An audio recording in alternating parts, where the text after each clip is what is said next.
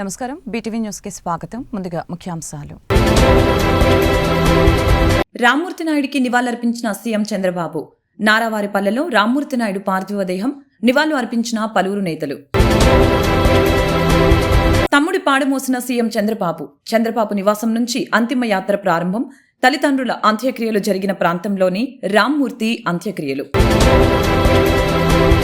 BJP అంటే మతతత్వ party కాదని మానవత్వ పార్టీ అని AP deputy CM Pawan Kalyan వెల్లడి. మహారాష్ట్రలో వివిధ నియోజకవర్గాల్లో పాల్గొన్న పవన్ దేశ రక్షణ బీజేపీతోనే సాధ్యమని ఆ పార్టీని గెలిపించాలని విజ్ఞప్తి. ఆట విడుపు కార్యక్రమాలతో విలేకరుల కార్తీక వన సమారాధన. కుల మతాలకు అతీతంగా కార్తీక మాసం నిర్వహించిన విలేకరులు. తన తమ్ముడు రామ్మూర్తి నాయుడికి సీఎం చంద్రబాబు నాయుడు నివాళులర్పించారు. నారావారిపల్లెలో రామ్మూర్తి నాయుడు పార్థివ దేహానికి పలువురు నేతలు, సినీ ప్రముఖులు నివాళులు అర్పించారు. తన తమ్ముడు రామ్మూర్తి నాయుడు పార్థివ దేహానికి ఏపీ ముఖ్యమంత్రి చంద్రబాబు నివాళులర్పించారు. నారావారిపల్లెలోని తన నివాసం వద్ద ఉంచిన రామ్మూర్తి భౌతిక కాయంపై పుష్పాంజలి ఘటించారు. అలాగనే ఆయనతో పాటు మహారాష్ట్ర గవర్నర్ రాధాకృష్ణన్, నారా లోకేష్, బ్రాహ్మిణి, సినీ నటులు మోహన్ బాబు, మంచు మనోజ్, పలువురు ప్రజా ప్రతినిధులు, నేతలు నివాళులర్పించారు.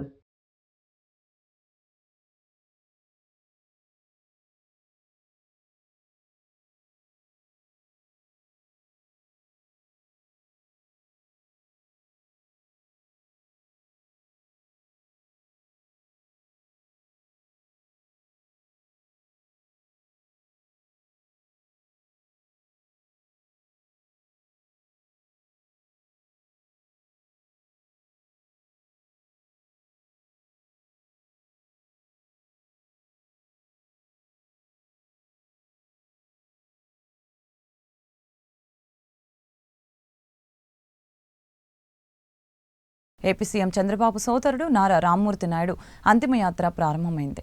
స్వగ్రామం నారావారిపల్లెలోని నివాసం నుంచి అంతిమయాత్ర కొనసాగుతుంది. తమ్ముడి పాడను చంద్రబాబు మోశారు. అంతిమయాత్రలో బంధువులు, ప్రజాప్రతినిధులు, టీడీపీ శ్రేణులు భారీ సంఖ్యలో పాల్గొన్నారు. రాహుకాలం వచ్చే లోపలే అంత్యక్రియల్ని పూర్తి చేయాలని కుటుంబ సభ్యులు భావిస్తున్నారు. తల్లిదండ్రుల సమాధుల పక్కనే రామ్మూర్తి నాయుడు అంత్యక్రియలను నిర్వహించనున్నారు.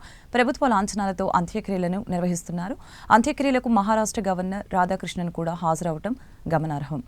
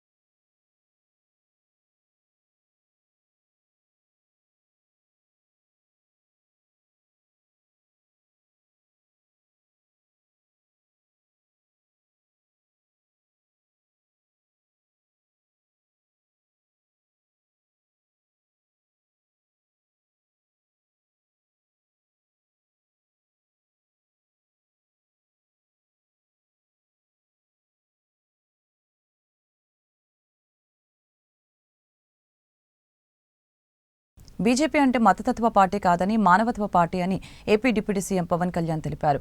బంగ్లాదేశ్, పాకిస్తాన్లో హిందువులకి రక్షణ లేదని, భారతదేశంలో మాత్రం ఇతర మతాల హీరోలను ప్రజలు అభిమానిస్తారని పేర్కొన్నారు. మహారాష్ట్రలో వివిధ నియోజకవర్గాల్లో డిప్యూటీ సీఎం పవన్ కళ్యాణ్ ప్రచారంలో పాల్గొన్నారు. లాతూర్లో బీజేపీ అభ్యర్థి అర్చనా పాటిల్, నాందేడ్ జిల్లా బోకర్ నియోజకవర్గం అభ్యర్థి శ్రీజయ చవాన్ కోసం ఎన్నికల ప్రచారం చేశారు. లాతూర్లో నిర్వహించిన ర్యాలీలో ప్రజలు భారీగా పాల్గొన్నారు. లాతూర్లో బీజేపీ అభ్యర్థి అర్చనా పాటిల్, నాందేడ్ జిల్లా బోకర్ నియోజకవర్గం అభ్యర్థి శ్రీజయ చవాన్ కోసం ఎన్నికల ప్రచారంలో పాల్గొన్నారు. పవన్ కళ్యాణ్ సబ్కా సాత్ సబ్కా వికాస్, సనాతన ధర్మం, దేశ రక్షణ బీజేపీతోనే సాధ్యమని ఆ పార్టీని గెలిపించాలని ఈ సందర్భంగా కోరారు. ప్రధాని మోదీ నాయకత్వంలో జరిగిన అభివృద్ధిని చూడాలని అన్నారు. 30 కోట్ల మంది గ్రామీణ మహిళలకి జన్ధన్ యోజన బ్యాంకు ఖాతాలని తెరిపించి స్వయం ఉపాధి కల్పిస్తున్నారని చెప్పారు. 12 కోట్ల మంది రైతులకి పీఎం కిసాన్ పథకాన్ని వర్తింపచేయాలని ఈ సందర్భంగా తెలిపారు. పాలచ్ సత్యగణేష్ ఆలయంలో పవన్ కళ్యాణ్ ప్రత్యేక పూజలు నిర్వహించారు. గ్రామస్తులతో మాట్లాడి ఆలయ చరిత్రను అడిగి తెలుసుకున్నారు. కాగా బహిరంగ సభలో అభిమానులు కేకలు వేయడంతో మీరంతా సరిహద్దు తెలంగాణ వాసులని అర్థమైందని పవన్ కళ్యాణ్ తెలిపారు. తెలంగాణ ఉద్యమ గడ్డాని కొనియాడారు. బండెనుక బండి కట్టి 16 బండ్లు గట్టి అనే పాటను పాడారు.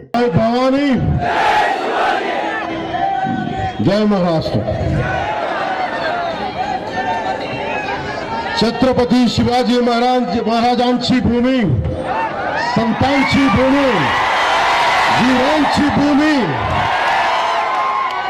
म्हणजेच महाराष्ट्र. वीरांची भूमी, या भूमीतल्या छत्रपती शिवाजी महाराजांना, संतांना, वीरांना नमन. आणि माझ्या लाडक्या बहिणींना, लाडक्या भावांना प्रेमपूर्वक नमस्कार. इससे पहले कि मैं कुछ बोलूं, मैं आप सबसे क्षमा चाहता हूं. मैं मराठी बोलने का प्रयास कर रहा हूं क्योंकि इस भाषा का सम्मान करता हूं और उच्चारण में कोई गलती हो जाए तो उसके लिए मैं क्षमा प्रार्थी हूं. मी मराठी बोलताना शिकलो तर मला क्षमा करा. ప్రజాప్రతినిధులకి ప్రజలకు మధ్య వార్తగా ఉన్న విలేకరులు నిత్యం వార్తల సేకరణలో నిమగ్నమై కాలం గడుపుతూ ఉంటారు. విలేకరులు కూడా విశ్రాంతి తీసుకునేలా ఈ కార్తీక వన సమారాధనకి ఓ మంచి సందేశం అందించాలని ఓ వినూత్న కార్యక్రమానికి శ్రీకారం చుట్టారు. కార్తీక వన సమారాధన కేవలం కులాలకు ప్రాతినిధ్యం ఇవ్వకుండా కుల మతాలకు అతీతంగా ఉండాలని విలేకరులందరూ కలిసి కార్తీక వన సమారాధన కార్యక్రమం నిర్వహించారు. వార్తల సేకరణలో కాలయాపన లేకుండా నిత్యం బిజీగా గడిపే విలేకరుల ఆట విడుపు కోసం, సమాజ శ్రేయస్సు కోసం ఈ కార్తీక మాసంలో ఓ వినూత్న కార్యక్రమం చేపట్టారు. ఈ కార్తీక వన సమారాధనలో కుటుంబం అంతా చేసుకునే పండుగను కాస్త కులాల పండుగను చేసేవారు లేకపోరు. ఎవరి కులం వాళ్ళకి గొప్ప అన్నట్లుగా వ్యవహరిస్తూ ఉండటం విశేషం. ఈ కులాల వల్ల కార్తీక వన సమారాధన కార్యక్రమాన్ని కమర్షియల్ కార్యక్రమంగా మార్చివేశారు. ఎవరి కులాలకి సంబంధించిన వాళ్ళ ప్రజా ప్రతినిధుల్ని తీసుకువచ్చి హంగు ఆర్భాటం చేసి మా కులమే గొప్ప అంటూ వింత పోకడల్ని సృష్టిస్తూ ఉన్నారు. అటువంటి తరుణంలో విలేకరులు వినూత్నంగా ఆలోచించి ఈ కార్తీక వన సమారాధన కేవలం కులాల మధ్య ఉండకూడదని, వృత్తిరీత్యా అందరం కలిసి చేసుకునేలా ఉండాలని వినూత్న కార్యక్రమాన్ని చేపట్టారు. విలేకరులందరూ కలిసికట్టుగా అందరికీ ఆదర్శంగా ఉండేటట్లు ఆట విడుపు కార్యక్రమాలు నిర్వహించి ఆటపాటలతో కేరింతలు కొట్టారు. చివరిగా విలేకరులందరూ వనభోజనాలు చేసి అందరం కలిసికట్టుగా ఉండాలని, ప్రతి సంవత్సరం ఇలాంటి కార్యక్రమాలు చేపట్టి సమాజ శ్రేయస్సు కోసం కృషి చేస్తామని విలేకరులు విన్నవించారు.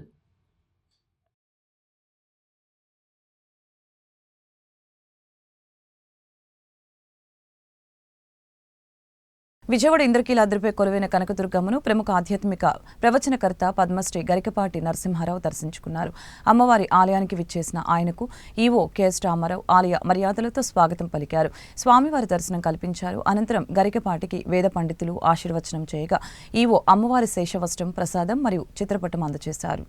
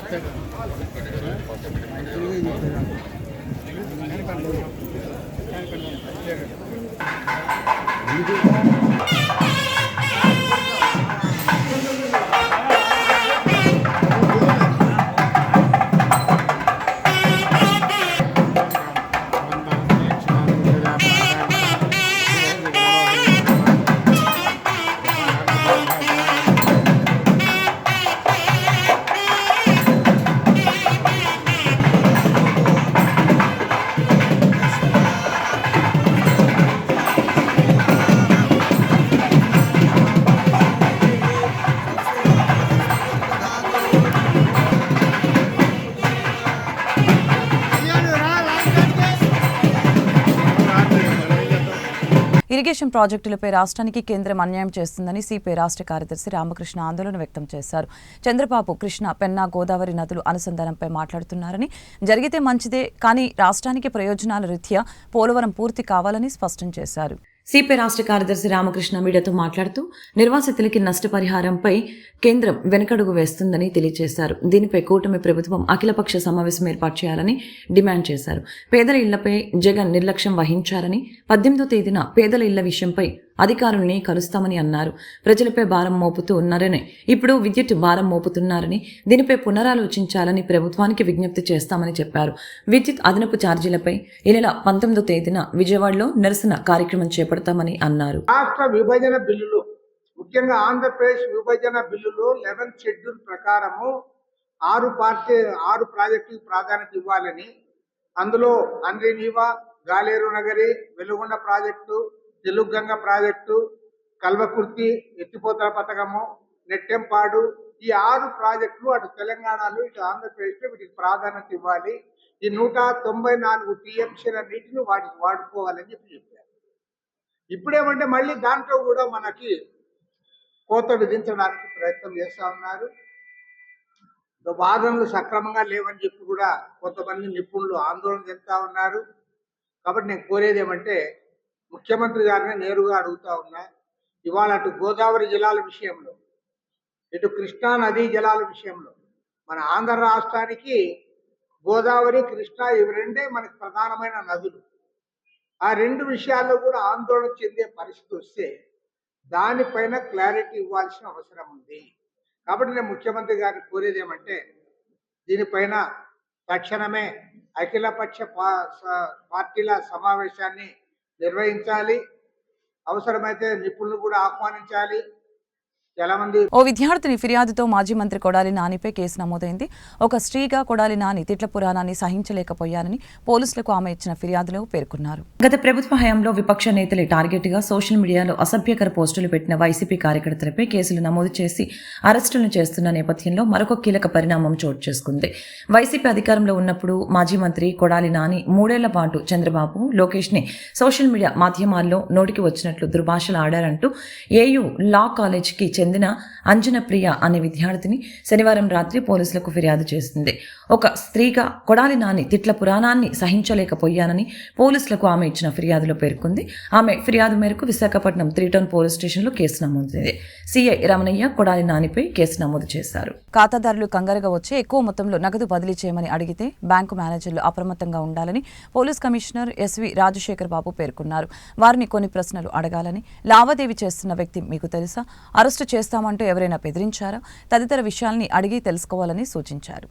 సైబర్ నేరాలు వరుసగా జరుగుతున్న నేపథ్యంలో వాటిని అరికట్టేందుకు బ్యాంక్ అధికారులతో పోలీస్ కమిషనర్ ఎస్వి రాజశేఖర్ బాబు సమన్వయ సమావేశం నిర్వహించారు. శుక్రవారం ఓ యువతి 1.25 కోట్లు సైబర్ నేరగాలు చెప్పిన ఖాతాలకి పంపించిందని కమిషనర్ గుర్తు చేశారు. ఇలాంటి వాటిని అరికట్టేందుకు ఎన్టీఆర్ పోలీస్ కమిషనరేట్లో సైబర్ కమాండోలు, సైబర్ సోల్జర్లని ఏర్పాటు చేసినట్లు వెల్లడించారు. నేరాలు ఎలా జరుగుతాయి, అపరిచితులు ఎలా భయపడతారు, ఎలా మోసం చేస్తారు, వారి బారిన పడకుండా ఉండాలంటే ఎలాంటి జాగ్రత్తలు తీసుకోవాలి, నేరం జరిగిన వెంటనే 1930కి ఎలా ఫిర్యాదు చేయాలి, గంటలోపు ఫిర్యాదు చేస్తే ఎలాంటి ఫలితాలు వస్తాయి, ఫిర్యాదు చేసేటప్పుడు ఏ ఆధారాలు సమర్పించాలి తదితర అంశాలపై ప్రజల్ని చైతన్యం చేయాలని సూచించారు. కార్యక్రమంలో డీసీపీలు గౌతమిశాలి, తిరుమలేశ్వర్ రెడ్డి, కృష్ణమూర్తి నాయుడు, ఏడీసీపీ జి రామకృష్ణ, ఏసీపీలు, సిఐలు, ఇతర సిబ్బంది పాల్గొన్నారు. డీసీపీ గౌతమి గారు అంతా కూడా మిమ్మల్ని ఎందుకు పిలిపించామన్న విషయాన్ని మీకు ఆల్రెడీ మీకు అర్థమయ్యేలాగా చెప్పారు. కొన్ని ఇష్యూస్ మీకు చెప్పాలి, ఎందుకంటే విజయవాడలో సిపిగా వచ్చిన మరుక్షణం ఎవరితో మాట్లాడినా ఫస్ట్ ఏం చెప్తారంటే, సార్ ట్రాఫిక్ ఒక్కటి బాగా చేయండి, మీకు మంచి పేరు వస్తుందని చెప్తారు. సరే, మంచి పేరు వస్తుందో లేదో నాకు తెలియదు, కానీ ట్రాఫిక్ బాగాలేకపోతే మాత్రం చెడ్డ పేరు వస్తుంది. అదే నిన్న అడిషనల్ డీసీపీ గారికి కూడా చెప్పాను. మీరు ఇప్పుడు వచ్చేటప్పుడు ప్రశాంతంగా వచ్చారు, ఎటువంటి కంజెషన్ లేదు, హ్యాపీగా వచ్చారు. పోలీస్ వాళ్ళు బాగా చేస్తున్నారు అనేది ఎవరు అనుకోరు, మీరే కాదు నేను కూడా అనుకోను. అదే ఒక 10 నిమిషాలు ఆగారు, ఎక్కడైనా ట్రాఫిక్ జామ్ వచ్చింది. ట్రాఫిక్ జామ్ వచ్చినప్పుడు ఈ పోలీసు వాళ్ళు సరిగ్గా చేయట్లేదు, ఈ ట్రాఫిక్ పోలీసు డబ్బులు కలెక్ట్ చేసుకోవడం తప్పనిచ్చి ఇంకేం పని లేదు వీనికి అనేసి ఒక అపవాదం వస్తుంది. సో దాని గురించే ఈ ట్రాఫిక్ కంజెషన్స్ ఎటువంటి పరిస్థితుల్లో జరగకూడదు అన్న మిషన్తో మేము స్టార్ట్ చేసాం. అందులో ముఖ్యంగా ఈ అస్త్రం అనే ఒక మొబైల్ అప్లికేషన్ని మనం తీసుకొచ్చి ఒక ఆర్కాడిస్ అనే సంస్థతో వారితో మాట్లాడి అసలు మా కండిషన్స్ అనేది ఎక్కడ జరుగుతుంది అనేది మాకు చెప్తే బాగుంటుంది, మీరు మాకు కొన్ని ఆలోచిస్తే బాగుంటుందని చెప్పడం జరిగింది. అంటే మీరు మామూలుగా గూగుల్ మ్యాప్స్ పెట్టుకొని పోతున్నప్పుడు మధ్యలో ట్రాఫిక్ జామ్ అయితే ఒక రెడ్ ఇది వస్తుంది అనమాట. వస్తుందా రాదా? అది ఎలాగొస్తుంది? గూగుల్ వాడు ఎలా చెప్తాడు? గూగుల్ దగ్గర మొబైల్ డేటా ఉంటుంది.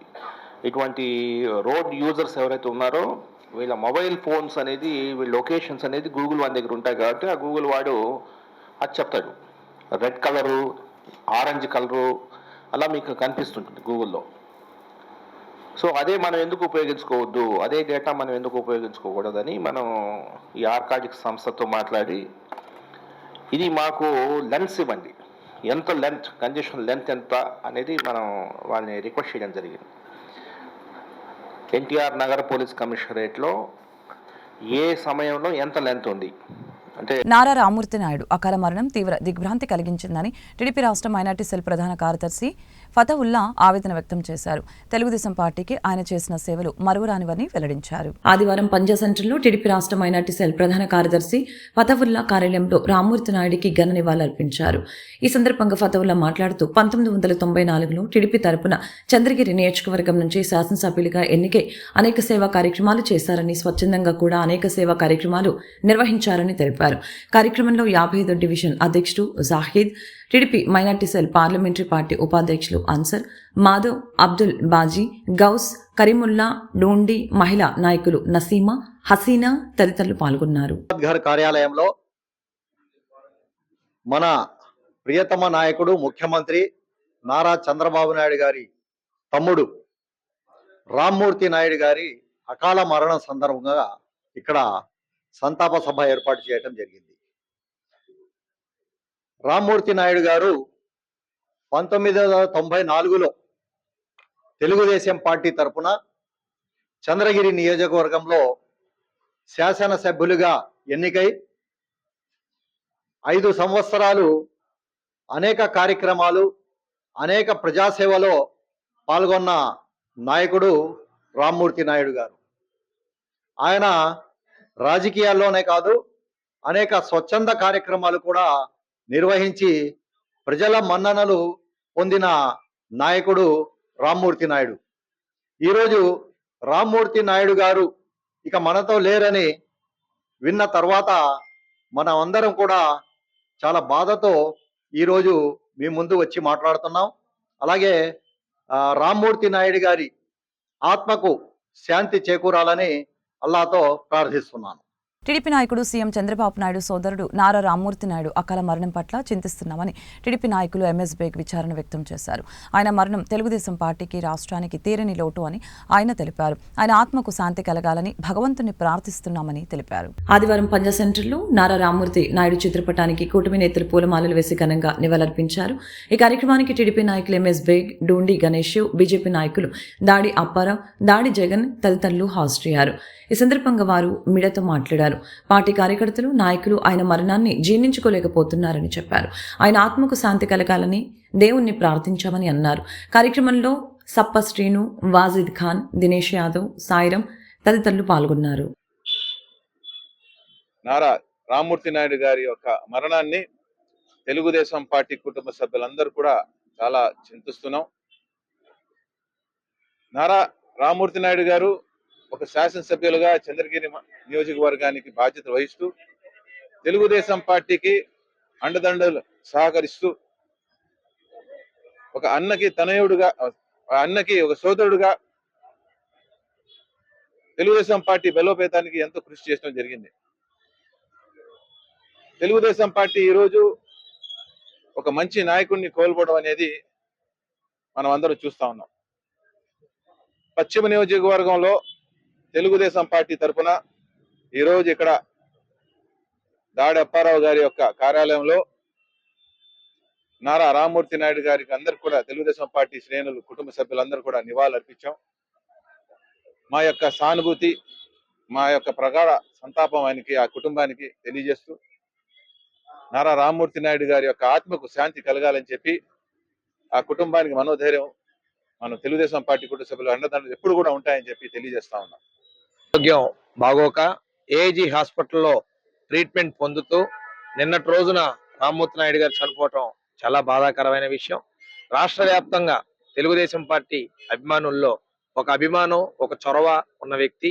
చంద్రబాబు నాయుడు గారు సోదరుగా కాకుండా అనేక మంది సీనియర్ కార్యకర్తలకి, అనేక మంది సీనియర్ నాయకులకి ఆయన ఎల్లప్పుడూ కూడా అన్ని రకాలుగా అండగా ఉన్న వ్యక్తి. పార్టీ నూతనంగా స్థాపించిన రోజుల్లోనే ఎమ్మెల్యేగా ఉంటూ పార్టీ కేడర్ కి, నాయకత్వానికి ఏ పని ఉన్నా కూడా అవలీలగా చేసి పెట్టిన నాయకుడు రామ్మూర్తి నాయుడు గారు. మరి ఈ రోజు ఆయన లేకపోవటం చాలా బాధాకరమైన విషయం. వారి ఆత్మకి శాంతి చేకూరాలని, వారి కుటుంబానికి చంద్రబాబు నాయుడు గారు పూర్తిగా అండదండలు ఉంటారని దగ్గరుండి కార్యక్రమాలు నిర్వహించడం జరుగుతూ ఉంది. ప్రభుత్వ లాంఛనాలతో కూడా కార్యక్రమాన్ని చేయటం జరుగుతూ ఉంది. సో రామ్మూర్తి నాయుడు గారికి జోహార్లు తెలియజేసుకుంటాం. మూర్తి నాయుడు గారు చనిపోవడం చాలా బాధాకరం. ఎన్నో ఉద్యమాలు చేసినటువంటి అతను చంద్రబాబు నాయుడు గారికి తమ్ముడు. ఈయన చాలా విచారిస్తున్నాం. ఈయన మరణం ఆంధ్రప్రదేశ్కే తీరని లోటు అని చెప్పేసి మా ప్రగాఢ సంతాపం తెలియజేస్తున్నాం. పేదలకు తమ వంతు ఎంతో కొంత సహాయ సహకారాలు అందించాలనే లక్ష్యంతో ఉచిత వైద్య శిబిరాన్ని నిర్వహిస్తున్నట్లు ప్రజా వైద్యశాల managing director doctor Shravan Kumar స్పష్టం చేశారు. జాతీయ ఫార్మసీ దినోత్సవాన్ని పురస్కరించుకొని ఉచిత మెగా వైద్య శిబిరాన్ని ఏర్పాటు చేశామని వెల్లడించారు. జాతీయ ఫార్మసీ దినోత్సవాన్ని పురస్కరించుకుని ఆదివారం ప్రజా వైద్యశాల ఆధ్వర్యంలో ఉచిత మెగా వైద్య శిబిరం నిర్వహించడం జరిగింది. ఈ సందర్భంగా ప్రజా వైద్యశాల managing director doctor Shravan Kumar మాట్లాడారు. నేటి బిజీ ప్రపంచంలో ఆరోగ్యం పట్ల ప్రజలు అశ్రద్ధ వహిస్తున్నారని, దానివలన అనేక వ్యాధుల బారిన పడి ఇబ్బందులు పడుతున్నారని ఈ సందర్భంగా తెలిపారు. ఆరోగ్యం పట్ల ఎల్లప్పుడూ జాగ్రత్తగా ఉండాలని చెప్పారు. ఆరోగ్యమే మహాభాగ్యం అన్న సూక్తికి మరవరాదని అన్నారు. జాతీయ ఫార్మసీ దినోత్సవాన్ని పురస్కరించుకొని ఉచిత వైద్య శిబిరాన్ని ఏర్పాటు చేశామని చెప్పారు. పేదలకు ఎంతో కొంత తమ వంతు సహాయం చేయాలన్నదే తమ ప్రధాన లక్ష్యమని చెప్పారు.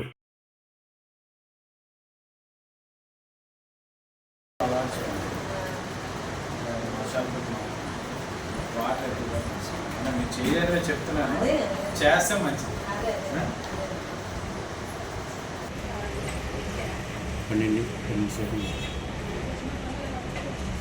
ఫార్మసీ దినోత్సవాన్ని పురస్కరించుకొని ప్రజా వైద్యశాల వారి ఆధ్వర్యంలో ఈరోజు ఉచిత మెగా వైద్య శిబిరాన్ని ఏర్పాటు చేశామండి.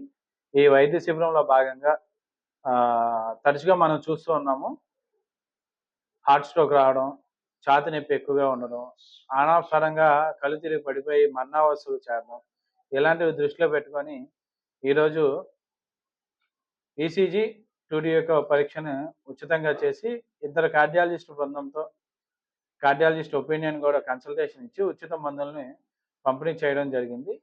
ఈ క్యాంపులో దీంతో పాటు కంటికి సంబంధించి కంటి శుక్లాలు తదితర నరాల పనితీరు తెలుసుకునేటువంటి పరీక్షను ఉచితంగా ఏర్పాటు చేయడం అనేది, దీనిలో భాగంగా ఎవరికైతే నీడ్ స్పెట్స్ అవసరం ఉందో వారికి అతి తక్కువ రుసుముతో, రీజనబుల్ ఛార్జ్తో వారికి స్పెట్స్ను కూడా ప్రొవైడ్ చేయడం, లేదా ఏదైనా ట్రస్ట్ అండర్లో వాళ్ళకి స్పెట్స్ను ప్రొవైడ్ చేయడం చేస్తున్నామండి.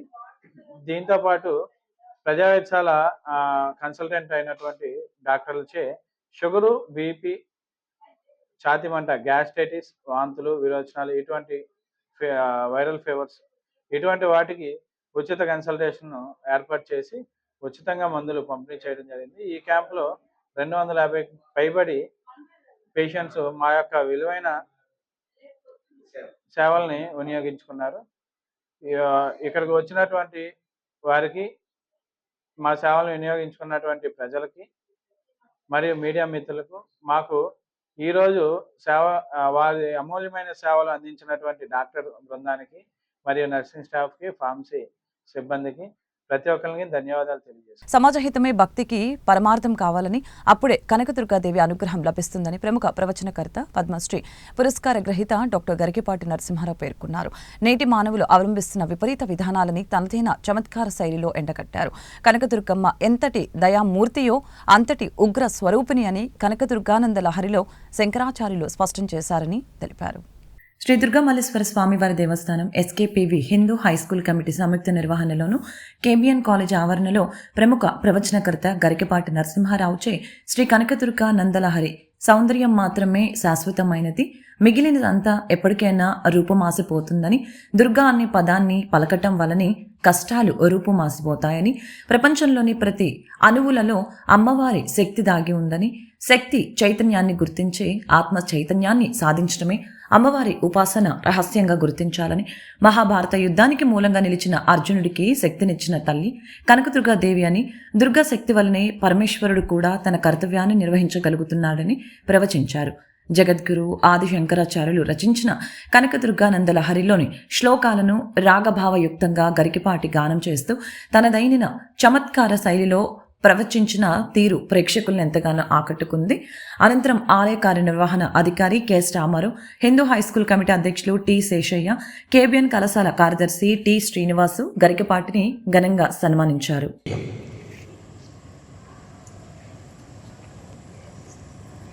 హరి ఓం. భూమిని వసుధ అంటారు మన భాష.